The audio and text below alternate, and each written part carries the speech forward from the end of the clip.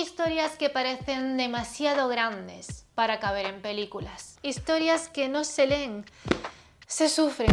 Y Frankenstein es una de ellas. No es solamente la historia de un monstruo, sino la historia de un hombre que intentó jugar a ser Dios y perdió su alma en el intento. Cuando leí por primera vez el libro de Mary Shelley, sentí la incomodidad de no saber quién era el bueno en la historia. ¿El ser que nació sin amor y destruye por ello? ¿O el hombre que creó para no amar? Y quizás por eso nunca he encontrado una película que esté a la altura de Frankenstein. Para que consiga capturar todo el dolor humano y todo lo que quiso transmitir con la obra Mary Shelley. Pero, ¿lo habrá conseguido la versión de Guillermo del Toro? Quédate y te lo cuento. Hola pequeños macabros, yo soy Paula Macabra y esto es La Macabrería. Pero antes de llegar a ello vamos a ponernos en contexto. Capítulo 1. La luz y la sombra de un dios. Mary Shelley escribió Frankenstein o el moderno Prometeo en el 1818 con tan solo 18 años. Bendita seas, tía, bendita seas. Durante una tormenta eléctrica a orillas del lago Le Mans. Era una época en la que la ciencia empezaba a rozar lo imposible. Y Shelley convirtió esa fascinación por lo desconocido en una tragedia sobre el límite del poder humano. Pero más allá del mito del científico loco, Frankenstein es un relato sobre el abandono. El monstruo no nace malvado, se vuelve así porque nadie lo mira con compasión. Y esa es quizá una de las millones de partes devastadoras que tiene el libro. Porque la criatura no busca venganza, busca amor, comprensión, aceptación. Y eso lo hace infinitamente más humano que su creador. Capítulo 2. Nacimiento del monstruo icónico. La primera adaptación que tenemos en el cine es la película muda del 1910. Una curiosidad de esa película es que ya mostraba al monstruo como una masa informe, grotesca, que nacía de un caldero humeante. Un símbolo de pecado, no de la tragedia. Y desde ahí empezó el desvío. El mito se transformó en espectáculo. Pero fue James Wan en 1931, con el maravilloso Boris Karloff, el que dio forma a la imagen que tenemos hoy en día, del monstruo. Cabeza cuadrada, tornillos en la sien, el andar torpe, la mirada perdida. Un diseño maravilloso, no me malinterpretéis, pero que creo que estaba un poco lejos de la realidad que quería transmitir Shelley. Que en aquella época el cine de terror estaba empezando a nacer y Frankenstein se convirtió en un icono pop.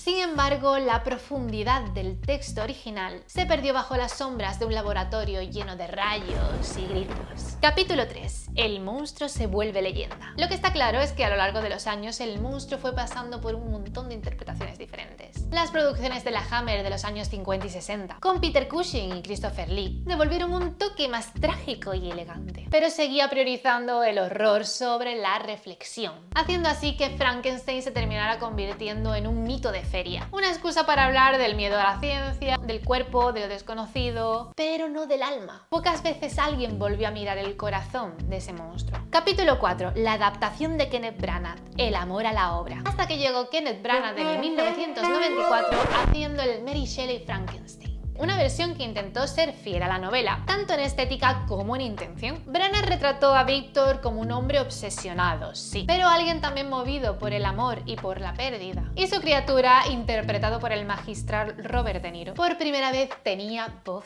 Hablaba, sentía, lloraba. Y esa vulnerabilidad devolvía algo a la obra original. Y no, nuevamente, no era perfecta. No, pero creo que es la única que ha estado cerca del espíritu de Shelley, porque más allá del horror superficial, entendía la poesía del sufrimiento. Capítulo 5. El nuevo Frankenstein de Guillermo del Toro. Y ahora, más de 2 siglos después de su publicación, Guillermo del Toro se atreve con una de sus historias favoritas, con Frankenstein. Una historia que lleva décadas deseando adaptar y que, como era de esperar, lleva su firma en cada plano. La estética artesanal, la atmósfera de cuento, la belleza del dolor. Y sí, como todo lo que hace Guillermo del Toro, visualmente es una maravilla. Los decorados, el uso de la luz, los colores apagados, el potente rojo que suele utilizar, el cuidado en cada detalle. Del Toro siempre consigue que sus películas parezcan pinturas vivas. Y como en casi todas sus obras, se pone del lado del monstruo, que es un punto súper interesante. Pero quizás ahí es donde...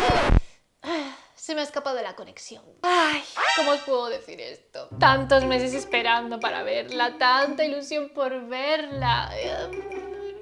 ¿Qué me ha pasado? Pero siento que por su afán de empatizar con la criatura, ha perdido parte de tensión moral que hace tan fascinante la historia original. Esa pregunta incómoda que te envuelve todo el rato cada vez que lees la obra, preguntándote quién tiene la razón aquí. En la versión de Guillermo del Toro tenemos a un monstruo que se termina volviendo casi un héroe, y Víctor simplemente pasa a ser el villano. Otro punto que también me choca, que lo comento mucho de las películas en general, es que se estira demasiado en el tiempo, que se recrea más en un delirio visual que en la desesperación emocional, como si el arma del relato se disolviera en el arte del propio del Toro. Pero sin embargo hay algo que valoro muchísimo de esta producción: su intento de volver a lo tangible. Nada de CGI excesivo, todo lo posible hecho a mano, con criaturas reales, con textura, con alma, porque eso es innegable, eso en sí mismo es un acto increíble de amor por el cine. Y como digo, la colorimetría, la estética, la belleza visual innegable está. Pero, pequeños macabros,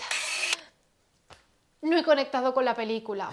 No he podido conectar con ella. No comprendo muy bien el porqué. Tal vez las producciones que se han hecho o se vayan a hacer de Frankenstein nunca podrán estar a la altura, desde mi perspectiva, a la obra original. Capítulo 6. El monstruo y yo. Porque esta historia no es algo que se vea, simplemente se siente. Es una experiencia que te envuelve tantísimo cuando la lees, que es lo que ocurre cuando lees una obra de arte, algo que está muy por encima de todo y es imposible de versionar. Porque lo que cuenta este libro no es un dolor que duela por el horror, sino por la soledad que cuenta. Cada página que pasaba es una idea del rechazo absoluto, del abandono, del miedo a no ser querido, pero a la par también entendiendo el contrapunto de Víctor Frankenstein, de ser consciente de lo que ha creado, de no poder dar marcha atrás, y esa reflexión que creo que falta precisamente en la historia, ese ser atormentado que es Víctor Frankenstein, preguntándose una y otra vez lo que ha hecho, lo que ha creado, y el no poder dar marcha atrás, simplemente no mirar hacia atrás, seguir hacia adelante,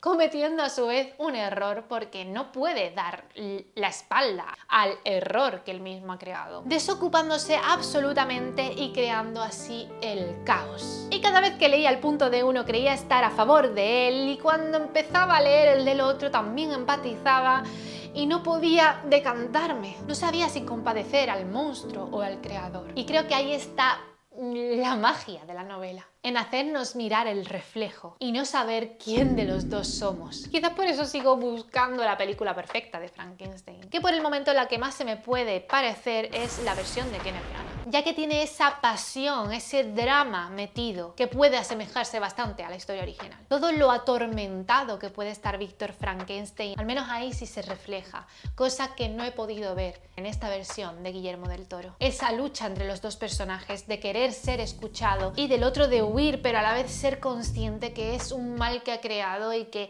si no da la cara no va a poder enfrentarlo nunca y no va a poder llegar a buen puerto. Con ese dramatismo que cuenta, más parecido a la obra original que la opción que nos deja abierta Guillermo del Toro con su final. Y ojo, de verdad, es una versión súper válida. Entiendo el abrazar al monstruo, el darle su película, darle su espacio y poder abrazarlo, pero a veces me cuesta un poco, pequeños macabros, cuando me gusta muchísimo algo, dar mi brazo a torcer y poder disfrutarlo. Y creo que eso me ha ocurrido con esta versión. Así que de momento para mí Frankenstein está dentro de, bueno, una de las pocas historias imposibles de poder llevar a pantalla. Una obra que te hace reflexionar, que aunque pasen los años la sigues leyendo y te sigue moviendo por dentro, porque tiene algo que a día de hoy seguimos teniendo dentro de nosotros, esa duda, ese poder del humano por encima de sus posibilidades, ese miedo atroz que tengo de pensar hasta qué punto podemos llegar como especie, hasta qué momento podemos permitirnos jugar a ser dioses y qué precio a pagar tendremos por ello. Y por eso y por miles de cosas me encanta la obra original de Frankenstein.